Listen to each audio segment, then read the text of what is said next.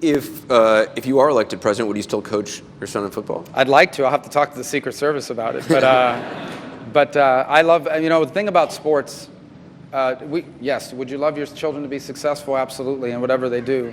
But for me, sports has been an incredible teacher of life lessons. I was a little bit disappointed by what happened in New Hampshire, and I thought I had myself to blame.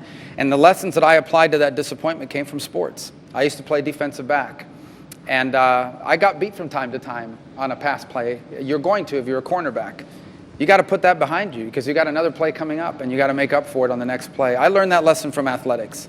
And so for me, as much as anything else, sports has been a way for me to instill life lessons in my children, particularly how to deal with failure, how to deal with disappointment, and how to work alongside other people in order to achieve a goal. With all that we've learned now about concussions, do you worry about your child doing football in school?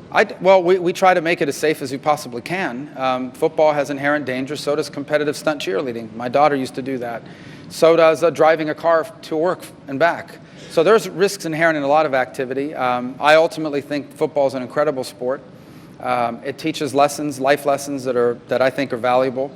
You can make the game safer. You can never make it entirely safe. And so we do spend a lot of time coaching kids how to properly tackle, not use your head. Very different from when I was growing up and they taught you to use your head to tackle.